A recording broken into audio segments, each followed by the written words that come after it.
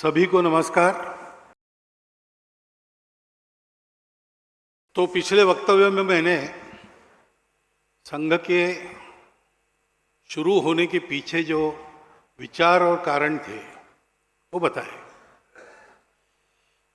मनुष्य निर्माण का कार्य ये बड़ा समय खाने वाला काम होता है। जब डॉक्टर साहब लोगों को कहते थे कि संघ कुछ नहीं करेगा और स्वयंसेवक कुछ नहीं छोड़ेगा, तो लोगों को ये शब्दों का खेल लगता था, लेकिन वैसा नहीं है। समाज में जाकर काम करते हैं तो तरह तरह की परिस्थितियां रहती है, उसमें क्रिया प्रतिक्रियाओं का खेल भी रहता है। अपने संपूर्ण समाज को अपना मानना, यानी सब प्रकार के लोगों को अपना मानना, तो उसमें जाति पंथ भाषा प्रांत आदि आता ही है, लेकिन मत मतांतर भी,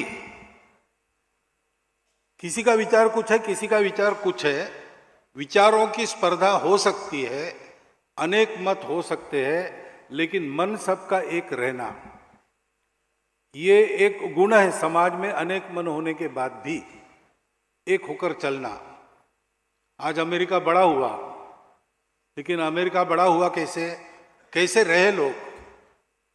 तो अब्राहम लिंकन ने जब युद्ध का समय आया, आपस में युद्ध हुआ अमेरिका में उसका, तो अपने सबसे बड़े विरोधक को अपना युद्ध मंत्री बनाया।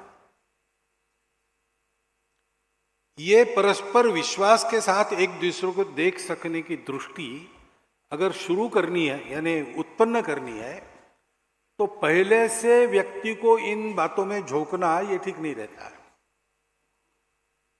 और इसलिए इन सब बातों से दूर, अलिप्त, ऐसा मनुष्य निर्माण का काम होता है। और इसलिए बाकी काम करने की व्यवस्था क्या है? तो इसमें से निकले लोग बाकी संभालेंगे। संघ इसमें पड़ता नहीं। विविध संगठन चले, गतिविधियां हैं, अनेक प्रकार की संस्थाएं हैं, व्यक्तिगत कुछ काम भी लोग कर रहे हैं, ये सब संघ के स्वयंसेवक है। वो सदा संघ के है, उनको विचार संस्कार दृष्टि संघ ने दी है। उसके आधार पर स्वतंत्र, अलग, स्वायत्त और स्वावलंबी रहकर वो अपना काम करे, ये अपेक्षा है। और वैसे ही हम रहते हैं। इतने सारे सब लोग काम कर रहे हैं, लेकिन संघ के स्वयंसेवक सब पक्के हैं, लेकिन संघ का कोई भी रिमोट अथवा डायरेक्ट कंट्रोल उन पर रहता नहीं। संघ की ये पद्धति ही नहीं है। संघ की शाखा में भी स्वयंसेवक आते हैं, उन पर भी कोई कंट्रोल थोड़ी रहता है। कंट्रोल करने के लिए सैंक्शन क्या है हमारे पास? हमारा काम तो मित्रता के आधार पर, शुद्ध सात्विक प्रेम के आधार पर चलने वाला काम है। और इसलिए ऐसा कंट्रोल करना, बैकसीट ड्राइविंग करना वगैरह वगैरह, सारे जो नैरेशन आते हैं, अब नैरेशन क्यों आते, कैसे आते, आपको पता है, मुझे बताने की जरूरत नहीं। लेकिन इन सब बातों से राष्ट्रीय स्वयंसेवक संघ का दायित्व लेने वाले कार्यकर्ता और शाखा में आने वाले स्वयंसेवक दूर रहते हैं। बनने के बाद जिस क्षेत्र में नियुक्ति होती, वहां का अनुशासन पालन करके वो काम करते हैं। इसीलिए मैंने कहा कि इनके द्वारा अगर आप संघों को देखना चाहेंगे जो बाहर काम कर रहे हैं, तो वहां तो बहुत सारी बातें और विपरीत हवा में उनको चलना पड़ता है। आपको संघ का ठीक से पता तब चलेगा जब आप प्रत्यक्ष राष्ट्रीय स्वयंसेवक संघ की शाखा, उसके स्वयंसेवक या उनके परिवारों का जीवन देखेंगे। तो संघ कुछ नहीं करता, स्वयंसेवक सब कर रहे हैं, और वो स्वतंत्र, अलग, स्वायत्त, स्वावलंबी है। संवाद जरूर चलता है, सलाह परामर्श जरूर चलता है। हमारे स्वयंसेवक है, मदद मांगेंगे तो हम करेंगे, मदद तो अच्छे काम के लिए किसी की भी हम करेंगे। ऐसा ये काम अभी तक आया है। लेकिन पहली बात ध्यान रखने की कि डॉक्टर हेडगेवार ने ये सब प्रयोग कर लिए थे। 1925 में संघ शुरू होने के पहले उन्होंने प्रयोग किए थे। शायद अनुशीलन समिति के भी ऐसे कार्यक्रम होते थे, भारत सेवाश्रम संघ के भी ऐसे कार्यक्रम, नित्य कार्यक्रम, शारीरिक बौद्धिक कार्यक्रम, ऐसी एक कार्य पद्धति उन्होंने देखी थी। लेकिन इन सब को, सब भारत में, सब स्वभाव के लोगों में, सब आर्थिक स्थिति के लोगों में, सब प्रकार के भूगोल में कैसे चलाया जा सकता है, इसके लिए जो आवश्यक बातें थी वो सारी सीख ली उन्होंने। लेकिन संघ स्थापना के दिन केवल उन्होंने इतना कहा कि हिंदू समाज का संगठन क्यों आवश्यक है बताया, और कहा कि ये संगठन करने वाला संघ आज से शुरू हो रहा है। शुरू मैंने किया ऐसा उन्होंने कहा नहीं। डॉक्टर हेडगेवार संघ के बीज है, वो नहीं होते तो संघ नहीं होता। संघ को आपको समझना है तो उनका चरित्र जरूर जानना चाहिए, और डॉक्टर हेडगेवार कैसे थे ये समझना है तो संघ को जरूर देखना चाहिए। ऐसा अन्योन्य संबंध है, परंतु उन्होंने कभी अपने आप को सेंटर ऑफ अथॉरिटी वगैरह ऐसा बनने नहीं दिया। हम तो स्वयंसेवक तो मानते ही हैं। डॉक्टर साहब का एक शब्द अगर बाहर आ जाए तो उसको खरा करने के लिए, प्राण देने के लिए स्वयंसेवक थे तैयार, ऐसी श्रद्धा। परंतु कभी उन्होंने ऐसा किया नहीं। उन्होंने ये सारी बातें कहा कि संघ शुरू हुआ तो तरुण कार्यकर्ता थे, बाकी सब बड़े बड़े लोग वो तो तरह तरह के आंदोलनों में थे, तो उनके पास आने वाले बाल किशोर तरुण कुछ थोड़े से उनके आयु के सहकारी ऐसे थे। उन्होंने आकर पूछा कि शुरू हुआ, अब करना क्या है? तो डॉक्टर साहब का उत्तर कहा था कि बैठो और तय करो। तो फिर बैठकर चर्चा हुई क्या करना। हफ्ते में एक दिन मिलना, महीने में एक दिन मिलना, सारे प्रयोग हुए। फिर रोज मिलना, ये आया। रोज मिलके क्या करना ये बाद में सोचा गया। ये सब जो उस समय के कार्यकर्ता थे उनके द्वारा सोचा गया। काम करने वाले व्यक्ति के हाथ में सारे प्रयोग दिए और उनके प्रयोगों के निष्कर्षों के आधार पर डॉक्टर साहब ने जो अनुभव किया था वही कंफर्म हो गया, क्योंकि सब लोग प्रामाणिक थे और कुछ करना नहीं था उनको। यही एक था, स्वार्थ बिल्कुल नहीं था। और प्रामाणिकता जहां होती है वहां मतांतर हुआ तो भी प्रयोग के बाद जिसका मत सही निकलेगा उसमें सब अपना मत विलीन कर रहे थे। तो संघ एक सामूहिक कार्य पद्धति है। संघ पहले दिन से सामूहिकता के आधार पर चला है, सब मिलकर तय करते हैं, और जितना अधिक लोगों को निर्णय प्रक्रिया में हम ले सकते हैं हम लेते हैं। प्रतिनिधि सभा भी तो 2000 स्वयंसेवकों के पीछे भारत में एक प्रतिनिधि होता है। भारत का प्रांत का प्रतिनिधि 40 स्वयंसेवकों के पीछे, 50 प्रांत प्रतिनिधि के पीछे एक अखिल भारतीय प्रतिनिधि। वो सारे देश के अखिल भारतीय प्रतिनिधि आकर तय करते हैं हर साल एक बार नीतियां। कई बार हम अखिल भारतीय अधिकारी कुछ सोचते, उसका प्रस्ताव बनाते, देते हैं, मान्य हुआ तो ठीक ही है। प्रतिनिधियों को मान्य नहीं है तो हम उसको वापस लेते हैं, कोई चीज थोपते नहीं, क्योंकि इसमें कुछ भी थियरी नहीं है, सब प्रैक्टिकल है, अनुभव के आधार पर खड़ा किया है, और इसी सामूहिकता के साथ हम चल रहे हैं। इस सामूहिकता के आधार पर हम आगे बढ़े। लेकिन आगे बढ़े कहना जितना सरल है उतना बढ़ना सरल नहीं था, क्योंकि हिंदुस्तान हिंदू राष्ट्र है इस विचार की मान्यता बिल्कुल नहीं थी। हिंदुओं को लोग डेड सोसाइटी कहते थे। 4 हिंदू एक तरफ मुंह करके कभी नहीं चलते, तभी चलते हैं जब कंधे पर 5वां होता है स्मशान में पहुंचाने के लिए, ऐसा कहा जाता था। उस समय में डॉक्टर हेडगेवार खड़े हुए हिंदू समाज का संगठन करने के लिए। लोगों ने देखा पास साथ में कौन है, कोई नहीं, बालक है, किशोर है, अपना नाक साफ नहीं करते, ऐसे बालकों को लग रहा आप क्या करेंगे, ऐसा पूछा लोगों ने डॉक्टर साहब। कार्यकर्ता नहीं, विचार की मान्यता नहीं, प्रचार का साधन नहीं, ब्रिटिश शासन हमेशा खिलाफ रहा, स्वाभाविक। हम भी उनके खिलाफ ही थे, परतंत्रता के खिलाफ थे। तो उस वहां से भी कोई किसी प्रकार की आशा नहीं, पैसा नहीं, डॉक्टर साहब की आय कुछ नहीं थी, घर निम्न मध्यम वर्ग का घर था। उनके मदले भैया वापस आ गए थे, वो पौरोहित्य करते थे। कई बार घर में बड़े बड़े नेता आते थे, चाय पिलाने के लिए लकड़ी नहीं रहती थी। एक बार चाय बताया उन्होंने घर में, और बहुत देर तक आया नहीं, तो नीचे आए, ऊपर उनके घर के ऊपर बैठक का कक्ष था, वहाँ सब नागपुर के बड़े लोग बैठे थे।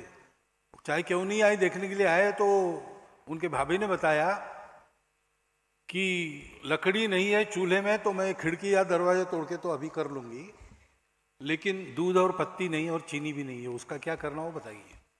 ये स्थिति थी उनकी, कुछ भी नहीं था और उपेक्षा थी समाज में। लेकिन स्वयंसेवक अपनी निष्ठा श्रद्धा के भरोसे शुद्ध अंतःकरण से, निस्वार्थ बुद्धि से, प्रामाणिकता से हाथ में व्रत लिया है, हर हालत में उसको करना ही है, इस भावना से काम किया उन्होंने। कितना सहन किया होगा। एक उदाहरण दिल्ली में बताया, फिर से आपको बताता हूं। भागलपुर में एक प्रचारक भेजे, कुछ परिचय नहीं, कुछ नहीं, पैसा भी नहीं, कुछ नहीं, कहाँ रहेंगे, कहाँ, कुछ नहीं, संघ का काम शुरू करो, पोस्ट ग्रेजुएट थे। तो पटना से भागलपुर एक लोकल जाती थी उस समय, रात को 10 बजे भागलपुर आती थी, सुबह 5 बजे वहां से निकलती थी, रात को उसमें सोते थे। स्टेशन पर जो शौचालय आदि थे उसका उपयोग करते थे, स्नान वहीं करते थे। अब दिन भर सर रखने का ठिकाना नहीं था, तो गांव में भटकते थे, इस घर से उस घर में परिचय करना वगैरह। शाम को शाखा, रात को वापस आके स्टेशन पर सोना।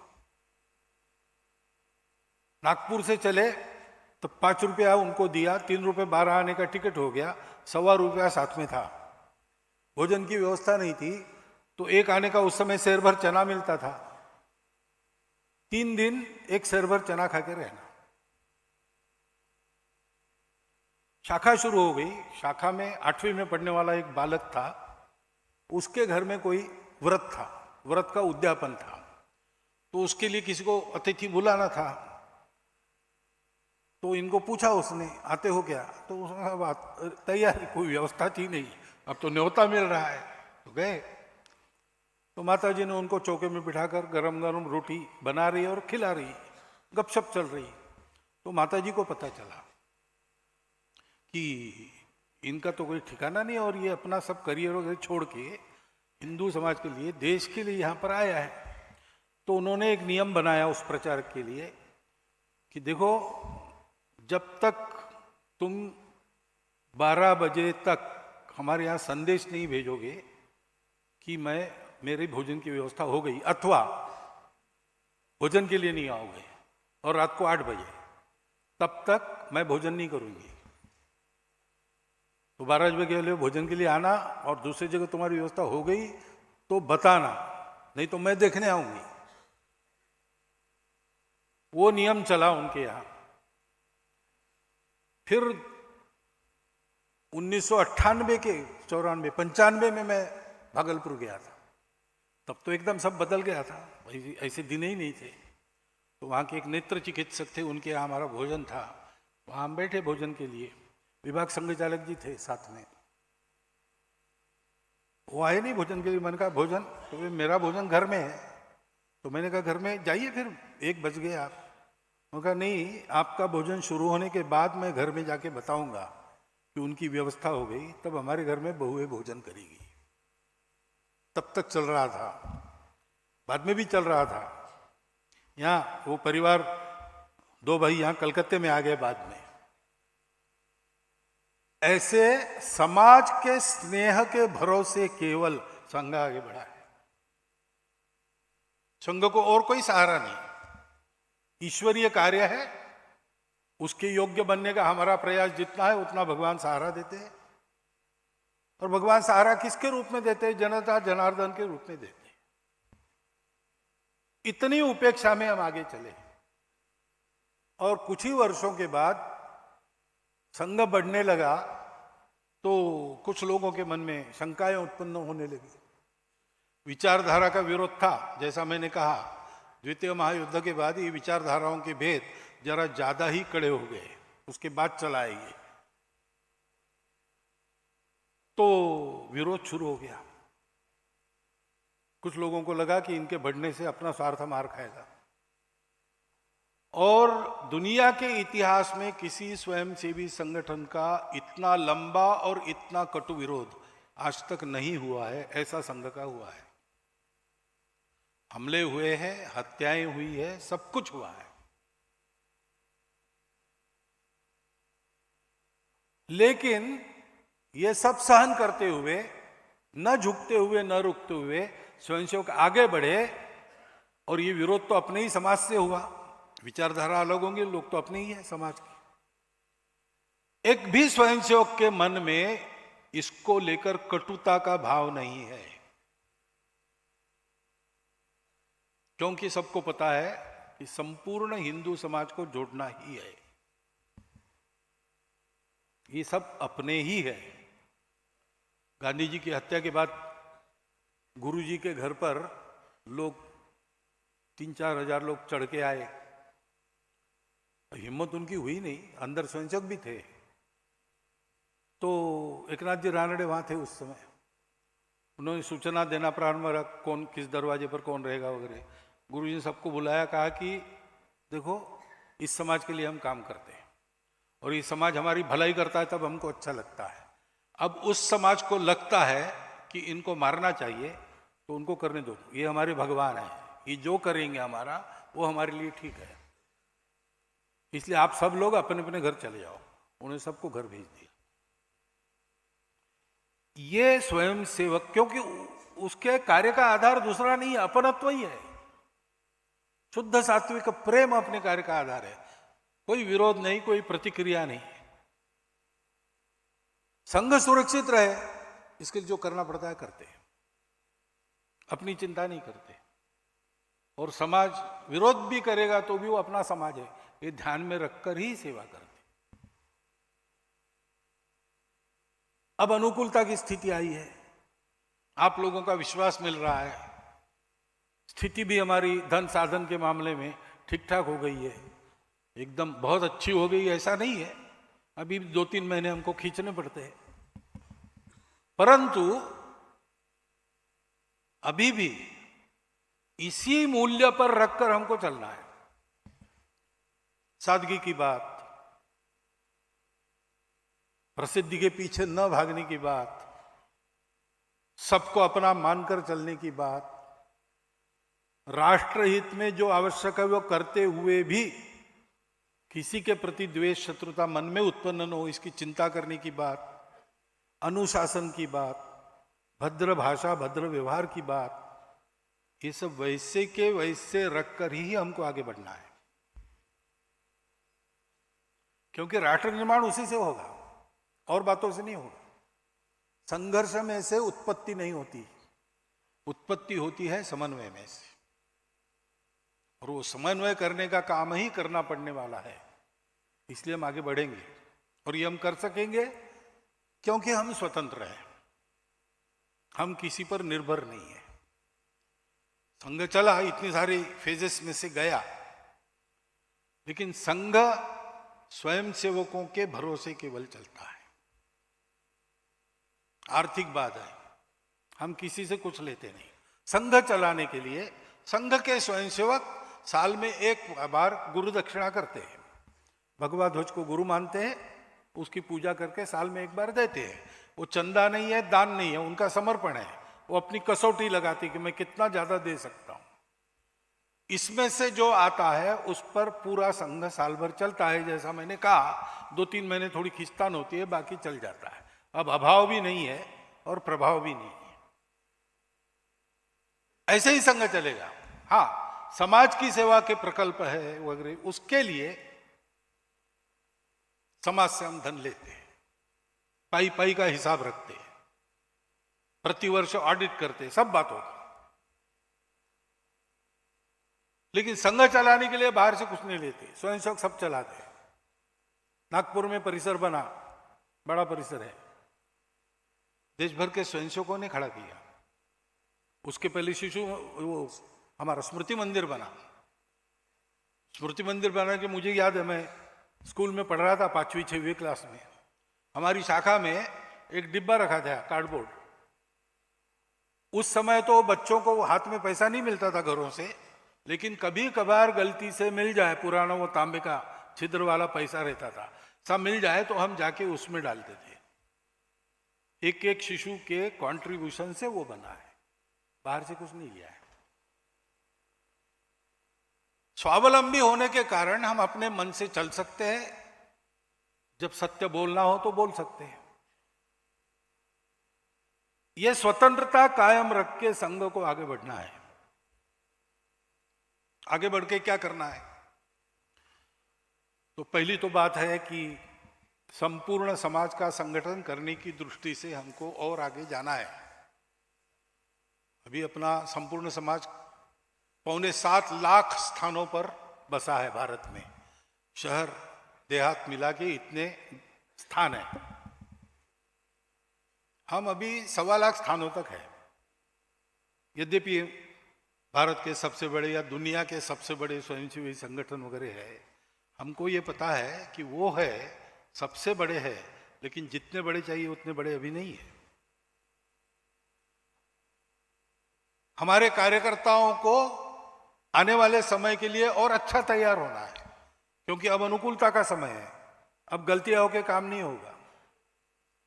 विरोध और उपेक्षा हमको चौकन्ना रखती थी, अभी की सुविधा वगैरह हमको थोड़ा रिलैक्स कर सकती है, वो होना नहीं है। इसलिए हमको अपने कार्यकर्ताओं की घिसाई भी बहुत अच्छी तरह से करनी पड़ेगी। और इसलिए पहला काम जो हम करने वाले हैं वो है अपने कार्य का सर्वत्र विस्तार। 7.25 लाख गांवों में 10-10, 12-12 गांवों का एक समूह बनाकर मंडल बनते हैं। मंडल 59,000-60,000 मंडल होंगे।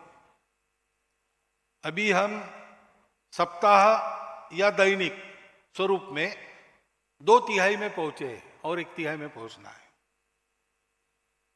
45,000 के आसपास शहरों में 10-10 हजार जनसंख्या की बस्तियां हैं। अभी हम उसमें आधे में पहुंचे और आधे में पहुंचना है। ये कार्य का एक विस्तार और कार्यकर्ताओं की गुणवत्ता का, कार्य यंत्र हमारा जो है उसकी गुणवत्ता का दृढ़ीकरण, ये हमारे सामने एजेंडा है शताब्दी वर्ष के बाद। तो फिर गांव-गांव में ऐसे लोगों का खड़ा रहना जिनका वर्णन स्वदेशी समाज में रविंद्रनाथ जी ने किया था, नायक इस नाम से, वो होगा। हिंदू समाज की अपॉलिटिकल, सोशल और लोकल लीडरशिप खड़ी होगी। उसके अभाव में सारी समस्याएं आती है, सुरक्षा से लेकर तो उन्नति तक। वो खड़ी होनी चाहिए प्रामाणिकता से, निस्वार्थ बुद्धि से, राजनीति निरपेक्ष रहकर, समाज का नेतृत्व समाज में रहकर, उदाहरण बनकर, leading from with in, leading by example, ऐसा करने वाले हिंदू समाज के नेता सब पीढ़ियों में खड़े होने चाहिए। इस दृष्टि से विस्तार और दृढ़ीकरण, और सब अच्छे लोगों को हमको तैयार करना पड़ेगा ऐसा नहीं है। समाज में बहुत अच्छे लोग हैं, मैं हमेशा बताता हूं, और ये मेरा किसी को धीरज बंधाना नहीं, ये वस्तुस्थिति है। अपने समाज में बहुत बुरा चल रहा है ऐसा जितना हम पढ़ रहे हैं मीडिया में, उससे कम 40 गुना ज्यादा अच्छा समाज में चल रहा है। और ये अच्छा करने वाले लोग समाज के सब वर्गों में हैं, सब जातियों में, सब भाषाओं में, सब प्रांतों में, सब आर्थिक स्तरों में। अपने लिए कुछ न चाहते हुए, प्रसिद्धि भी न करते हुए, चुपचाप अपने घर का पैसा लगाकर, अपने घर का भोजन खाकर समाज की सेवा करने वाले लोग बहुत सारे हैं। इनको हम कहते हैं कि ये हमारे समाज की सज्जन शक्ति। ये जो हम अपना विस्तार करेंगे इतना बड़ा, उसके आधार पर हम क्या करेंगे? एक तो स्थानीय हिंदुओं का ऐसा नेतृत्व, दूसरा इन सज्जनों में इनका परस्पर संपर्क स्थापित हो, नेटवर्किंग हो, क्योंकि ये सब लोग कर रहे हैं लेकिन सबको पता नहीं है कि इतने सारे लोग हैं। ये पता रहा तो हौसला और बढ़ेगा। तो ये परस्पर संपर्कित हो और इनमें पूरकता आ जाए, मिल जाने की जरूरत नहीं, अपने तरीके से अपना काम जैसे करते आए हैं करते रहे, एक दूसरे को पूरक बने, बाधक न बने, जितना होता है आपस में उतना सहयोग करें, संग साथ रहेगा। सज्जन शक्ति का जागरण एकत्रीकरण करने के साथ साथ समाज में वातावरण उत्पन्न करना पड़ेगा कि हमको बनना कैसे है, हमको करना किसके विचार से है?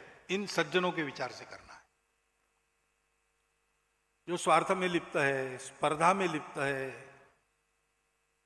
वो ऐसा नेतृत्व नहीं कर सकते, वो इश्यूज को लीड कर सकते, वो तो उनके काम है, उनका प्रयोजन है। परंतु समाज में मूल्य का आचरण करने वाला उदाहरण प्रस्थापित करने का काम उनसे नहीं होगा। वो चाहते होंगे तो भी नहीं कर सकेंगे। वो तो सज्जन शक्ति को करना पड़ेगा। आप सब लोग यहां बैठे, आप उसमें आते हैं, जिनको मैंने महाजन कहा, सज्जन शक्ति कहा, सब आप ही है। समाज इनका अनुसरण करे, आचरण में, विचार में इनका अनुसरण करे, इनसे विवेक लेकर उसका उपयोग करे। इसलिए समाज में भी ये वातावरण उत्पन्न करना पड़ेगा, उसका भी प्रयास हम करेंगे। और ये वातावरण उत्पन्न करने के साथ साथ अब हम बहुत छोटे भी नहीं रहे और थोड़ा बहुत समाज हमारी सुनता है। अगर हम दिशा निर्देश करते तो उधर चलता है। तो अब देशव्यापी कार्यकर्ताओं के समूह के आधार पर संपूर्ण समाज में आचरण का परिवर्तन करने का समय आ गया है, ऐसा हमको लगता है। संपूर्ण समाज में आचरण का परिवर्तन करने के लिए छोटी छोटी कृतियों को आगे बढ़ाना पड़ेगा। एकदम परिवर्तन नहीं होता, परिवर्तन धीरे धीरे होता है, क्योंकि समाज का परिवर्तन, आचरण का परिवर्तन यानी आदत का परिवर्तन है। छोटी छोटी आदतें ठीक करने से बड़े बड़े काम ठीक हो जाते हैं। Take care of pennies, pounds will take care of themselves. और इसलिए आदत में परिवर्तन करने वाली 5 पहले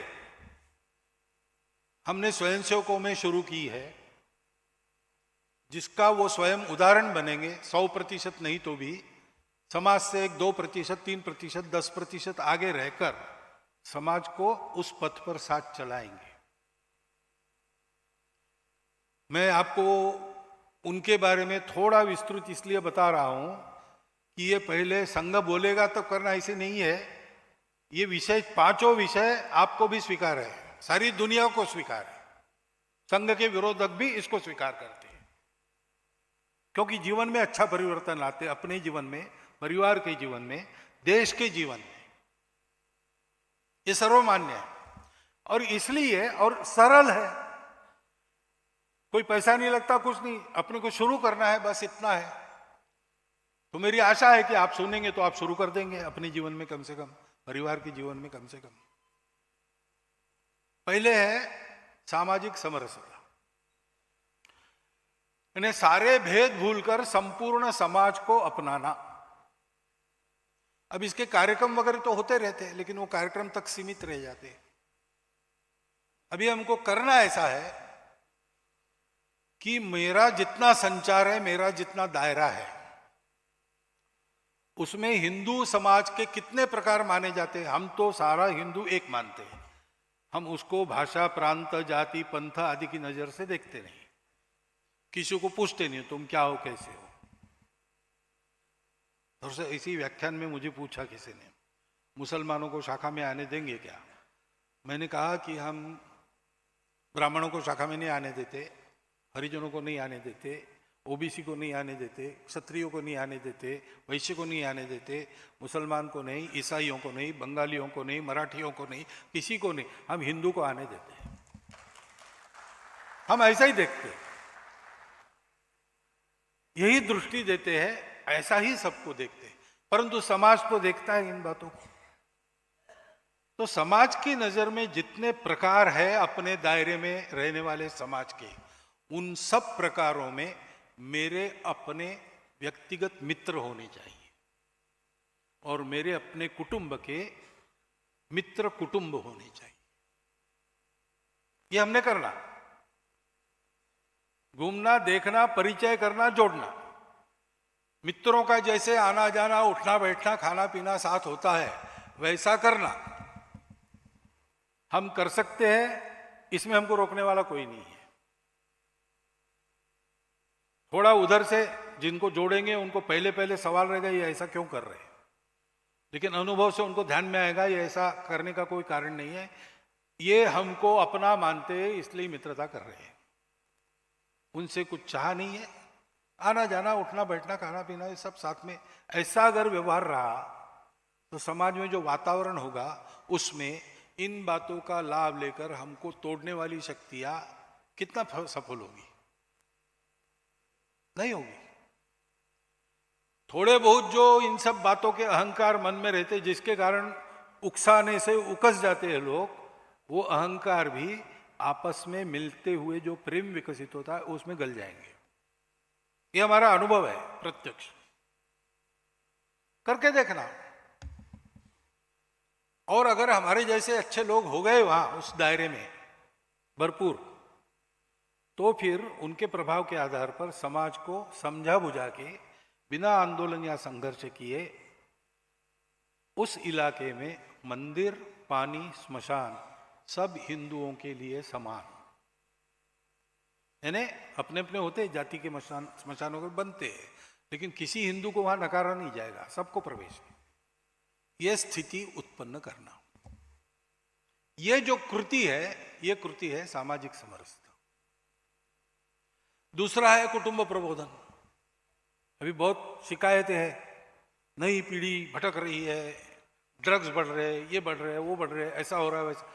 मूल तो ये है कि घर में संस्कारों की कमी, संवाद की कमी हो गई है। पति पत्नी दोनों कमाते, बच्चे भी स्कूल में जाते, तो आजकल तो सबके पास मोबाइल है, तो घर से वापस आ जाते काम से या स्कूल से, थोड़ा बहुत खा लेते और फिर अपना अपना मोबाइल देख के देखते रहते रात तक, सोने तक, आपस में बातें ही नहीं। बच्चा क्या कर रहा है माता पिता को पता नहीं, माता पिता कौन सी उधड़ बुन में है बच्चे को पता नहीं। कभी अति हो जाती तो एकदम ध्यान में आता है, तब बहुत शॉकिंग ऐसा हो जाता है, लेकिन मूल तो यहां है, वो बातें बंद हो गई। जो चलन हमको ड्रग जैसे व्यसन से दूर रखता है, वो चलन हमारे यहाँ पीढ़ी दर पीढ़ी बड़ों को देख के, बड़ों की बातें सुन के, थोड़ा सा उनका गाइडेंस लेके 12 साल की आयु तक बच्चा सीख लेता था। फिर बाहर की दुनिया में थोड़ा बहुत भटक भी गया तो भी वापस आता था, भटक नहीं जाता था। वो बातें ही खत्म हो गई। अब छोटे परिवार हो गए तो घर में बड़े रहे नहीं, जो कहानियां बताएंगे, कहानियों के द्वारा मन बनाएंगे, अपने आप होता था। पंचतंत्र की कहानियां हैं और भी कहानियां जो किसी ग्रंथ में नहीं है। एक गिरगिट था, उसकी पूंछ टूट गई तो वो नाव के पास गया, नाव दादा वो तुम्हारा नाखून काटने वाला है ना, उससे इसको सील दो। नाव ने कहा वो था मेरे पास, लेकिन वो बड़े ही ले गया है क्योंकि उसका रंधा टूट गया, उसकी जगह वो इसका उपयोग कर, वो ला दो। सुतार के पास गया, उसने कहा मेरा रंधा लोहार के पास है, उसको जल्दी ला दो। फिर लोहार के पास, ऐसा करते करते एक गाय को चारा खिलाकर, उसका दूध किसी को देकर, उसके बदले लोहार के हाथ में कुछ देकर, ऐसा करते करते पूरा राउंड वापस करके फिर आया, तब उसकी पूंछ जुड़ गई। ऐसी एक कहानी है, किसी ग्रंथ में नहीं है, कहाँ से आई पता नहीं, लेकिन हमारे घरों में चलती थी। तो बच्चा समझता था कि मुझे मेरा छोटा काम करना है तो इतने सारे लोगों पर मैं डिपेंडेंट हूं, इतने सारे लोग मेरे लिए करते हैं तब मुझे मिलता है, तो इतने सारे लोगों के लिए मुझे भी कुछ करना है। ये भाषण दिए बिना ये भाव बच्चों के मन में बिल्कुल आ जाता है। ऐसी बातें अब होती नहीं, और इसलिए हफ्ते में एक दिन नियत समय पर घर के सब लोगों ने घर में रहना, 4 हो या 24 हो, सब ने घर में रहना। दूध पीता बच्चा भी आएगा, रहेगा, रोएगा, सोएगा, कुछ समझ में नहीं आएगा उसको, कोई बात नहीं, वो रहेगा, लेकिन इकट्ठा आओ समय पर, श्रद्धानुसार भजन करो, घर में बनाया हुआ भोजन करो, मीन में निकाले बिना, और 4 घंटा गपशप करो। गपशप के 3 विषय। पहला विषय, हमारा कुल क्या है, परिवार क्या है, कहां से आता है, पूर्वज कैसे थे, क्या अच्छी बातें हमारी परंपरा की आज काल सुसंगत हमारे पास है, वो हमारे घर में है कि नहीं, और गड़बड़ बातें कौन सी है जो बाहर जानी चाहिए, इसकी चर्चा करना, बताना नहीं, हुक्म नहीं करना, आज्ञा नहीं करना। चर्चा चलते कोई सहमति बनेगी, छोटी बात, उसको लागू करना। अगले हफ्ते में फिर चर्चा करना, कोई बन गई समिति, लागू करना, नहीं तो चर्चा आगे जारी रखना।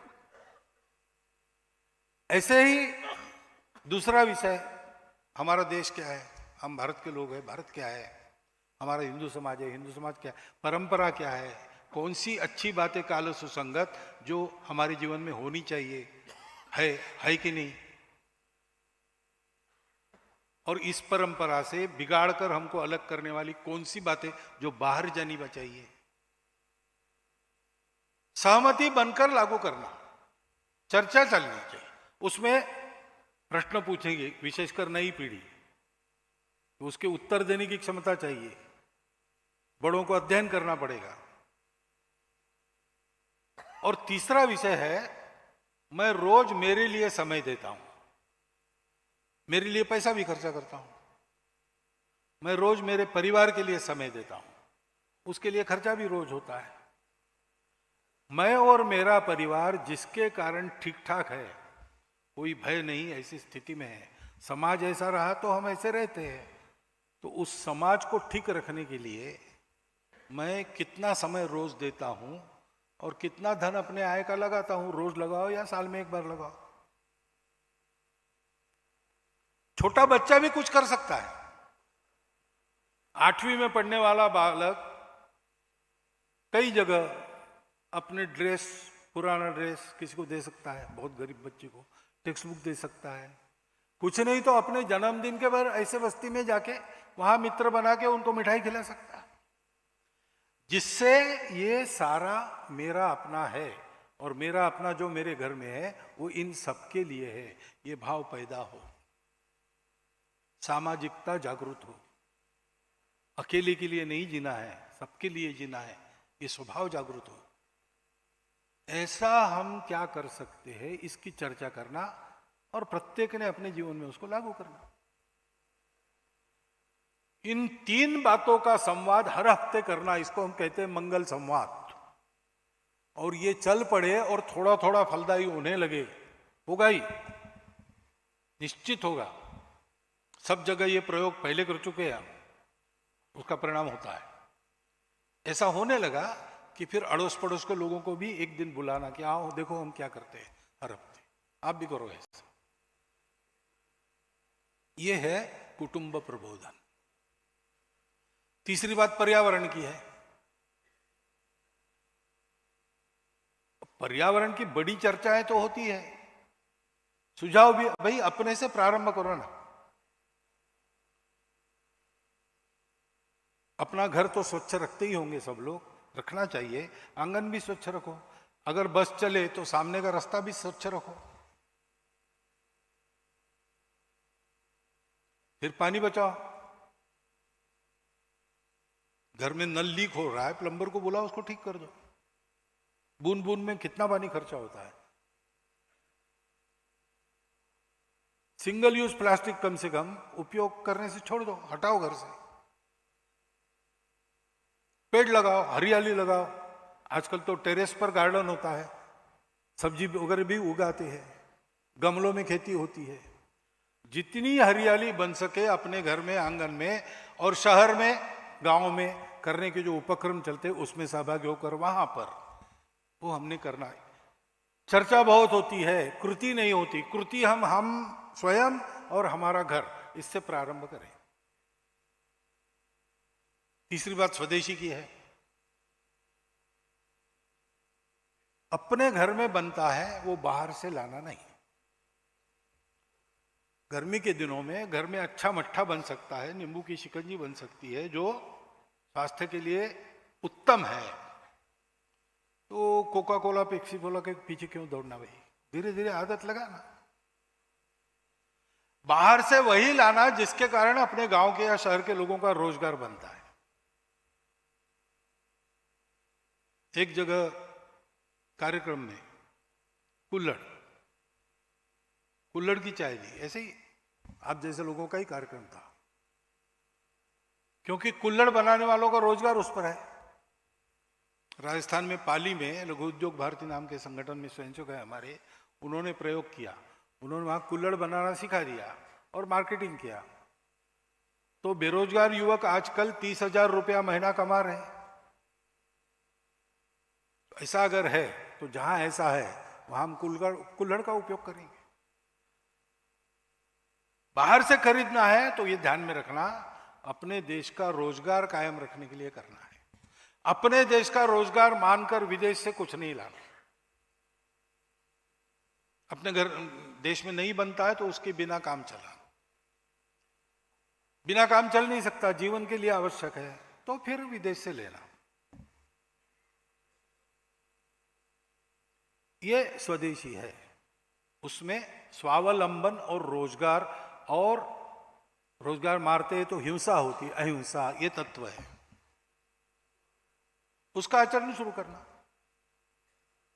दूसरी बात, स्व का बोध है, हम कौन है, तो हमारी कुछ विशेषता है हम के नाते।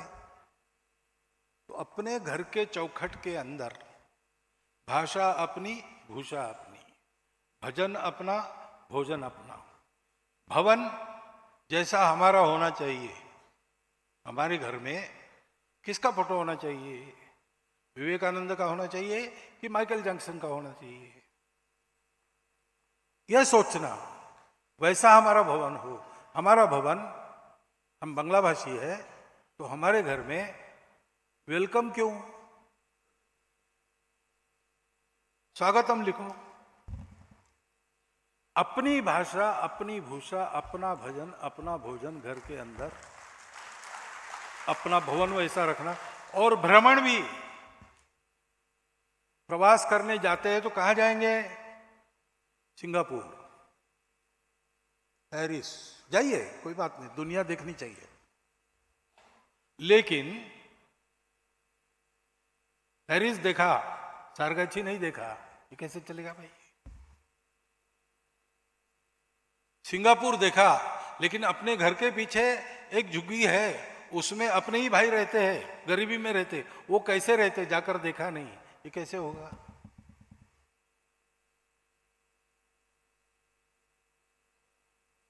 हम महाराष्ट्र में रहते हैं, शिवाजी महाराज के किले देखे नहीं, कैसे होगा? कभी कलकत्ता आकर बेलूर दक्षिणेश्वर गए नहीं, चलेगा क्या? हम भारत के लोग हैं भाई। पूरे भारत में देखने लायक, सुंदर भी और प्रेरणादायक भी इतना भरपूर है, वो भी देखना। बाकी दुनिया देख सके न देख सके, ये तो देखना ही चाहिए। इसके लिए तो यात्रा करते थे, पैदल जाते थे लोग 4 धाम। तो केवल पुण्य के लिए नहीं जाते थे, देश, समाज, जीवन देखने को मिलता है, उसका गौरव मन में उमड़ता है। ये करना,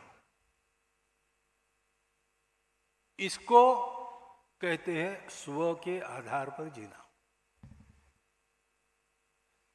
और 5वां विषय है अपना संविधान है।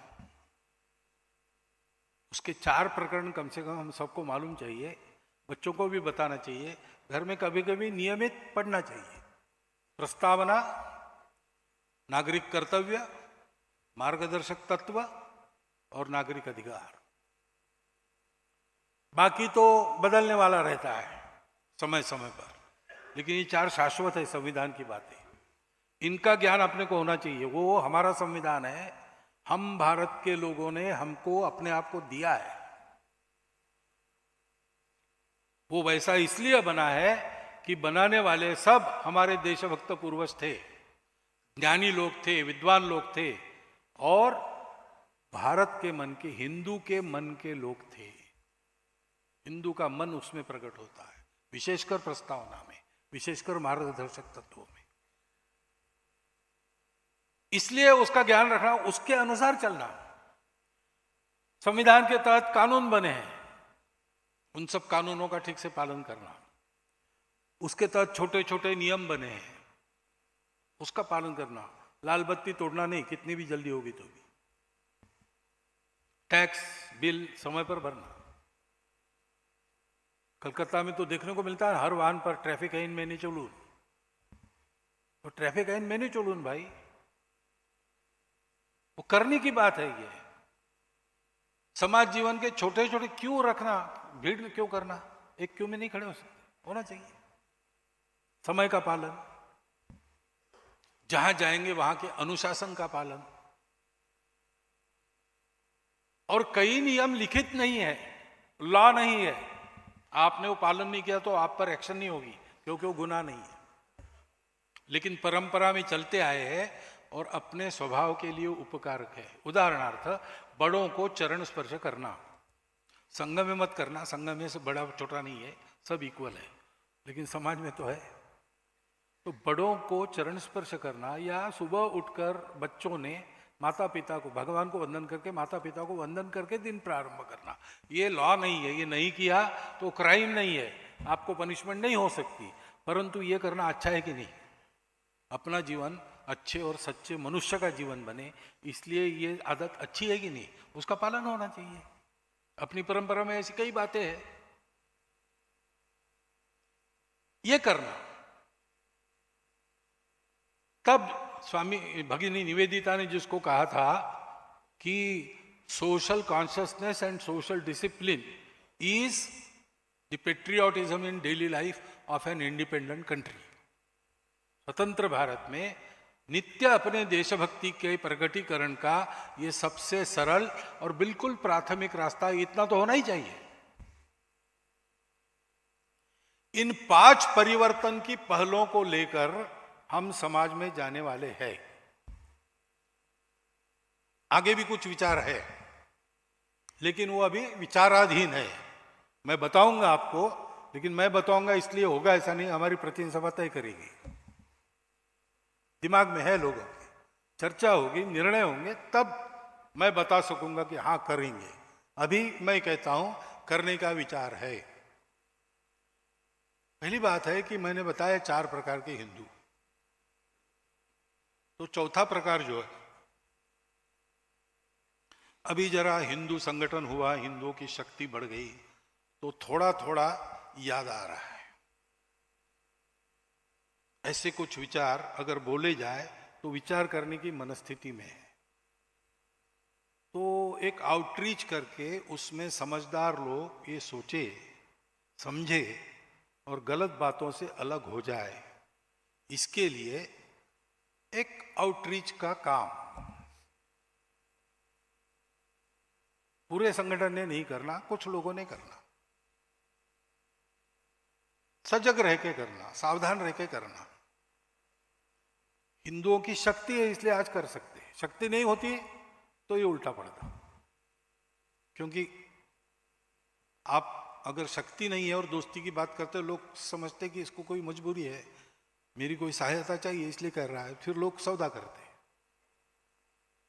लेकिन आपके पास शक्ति और आपको बिल्कुल जरूरत नहीं है, फिर भी आप दोस्ती की बात करते हो, तो लोग मानते हैं कि भाई इसके मन में कुछ दोस्ती की बात है। अब हिंदू ऐसा है, हिंदू की शक्ति जागृत हो रही है और निश्चित रूप से होगी, तो हिंदू अपना काम अपने बलबूते कर लेगा। जो आएंगे उनको साथ लेगा, नहीं आएंगे उनको छोड़ देगा।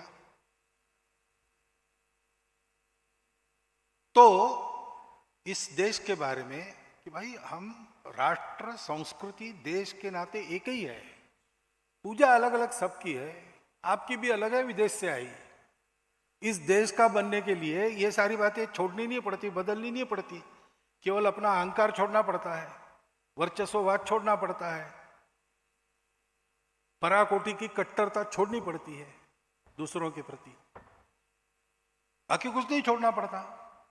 और आप हैं, इन्हीं पूर्वजों के वंशज है, इसी भूमि में रहते हैं, यहीं का अन्न पानी खा के बड़े हो गए, जन्म भी यहां हुआ है आपका। और संस्कृति आप जानते हो नहीं जानते हो, चाहते हो नहीं जानते हो, संस्कृति आप पर वही हावी है, ये सत्य है। तो थोड़ा विचार करो, ऐसी बात करना कैसे करना, नहीं करना, क्या करना, निर्णय करेंगे, लेकिन मन में है। और दूसरी बात है कि दुनिया में भी, क्योंकि भारत बड़ा हो रहा है, भारत बड़ा होना है, इसका मतलब हिंदू बड़ा होगा, क्योंकि भारत, हिंदुस्तान, सनातन धर्म, ये सब समानार्थी है। और धर्म का उत्थान हो, ये भगवान की इच्छा है, इसलिए हिंदुस्तान का उत्थान, भारत का उत्थान अवश्यंभावी है, ये योगी अरविंद ने बता के रखा है, और वो हो रहा है। इसलिए फिर दुनिया में जो दुष्ट लोग हैं उनको जरा चिंता हो रही, तो भारत के बारे में, हिंदू के बारे में, संघ जैसे संगठनों के बारे में उल्टी सीधी बातों का प्रचार करना, ये जरा तेजी से और बहुत एक योजना बनाकर मिलकर हो रहा है। तो भारत के आगे बढ़ने की राह सुकर हो अधिक, इस दृष्टि से वहां भी बहुत समझदार लोग हैं, उनको सीधी जानकारी मिलती नहीं, इन लोगों के द्वारा ही मिलती है, इसलिए मन में बातें आती है उनके, तो उनको भी सही बातें बताई जाए, ऐसा भी प्रयास करना, कैसे करना, क्या करना, इसका विचार हम करेंगे। और हमारे आसपास के देश है, अभी वो अलग देश है, कभी पहले भारत ही थे, है तो अपनी, और वहां सब ठीक रहा तो अपना भी ठीक रहेगा। उसके लिए क्या करना, सरकार प्रशासन जो करना है करेंगे, वो सब देख के वो निर्णय करेंगे जैसा करना है।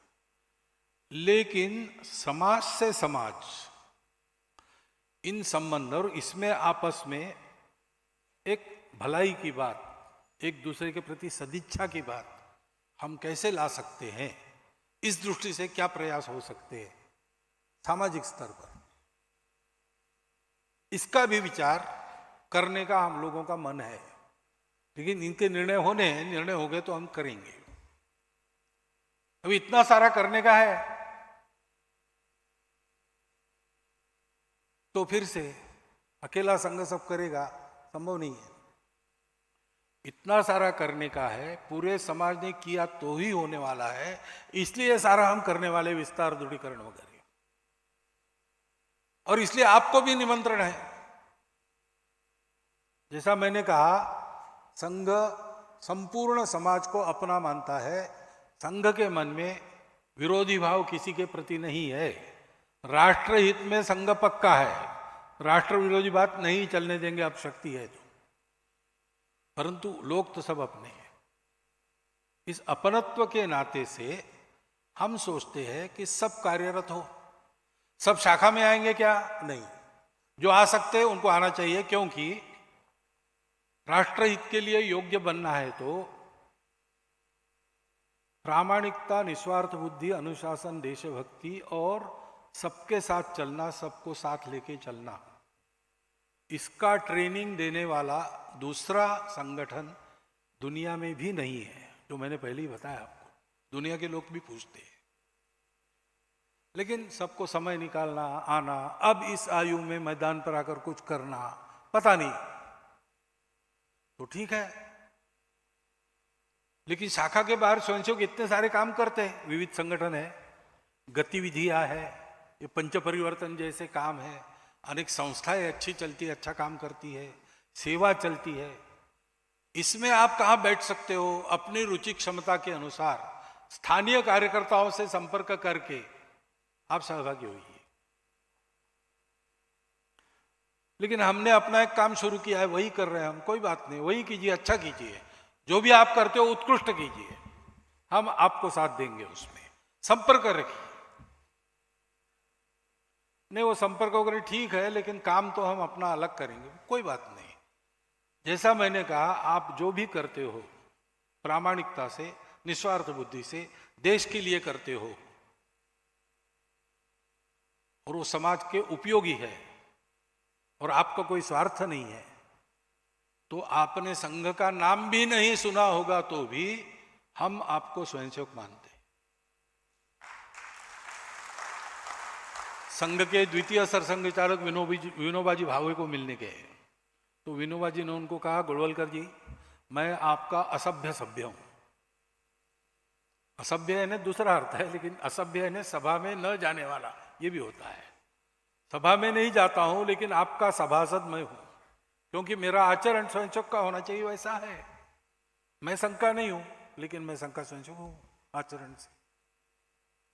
तो ऐसे असभ्य सभ्य भी चलते हैं हमको, क्योंकि हमारा ये काम ही नहीं है कि संघ का नाम बढ़ाओ, वो अपने आप होता है तो है, इलाज नहीं। लेकिन हमको ये चाहिए कि कल इतिहास में ये लिखा जाए कि देश विश्व गुरु बनाने के लिए भारत का समाज उठकर खड़ा हुआ और उसने अपने देश को विश्व गुरु बनाया। संघ ने बनाया आ गया तो हम पार्टली फेल हो गए। विश्व गुरु बन गया तो बहुत बड़ी सफलता है, लेकिन उसमें हमारा नाम श्रेय के नाते नहीं जुड़ना चाहिए, ये हमारी इच्छा है।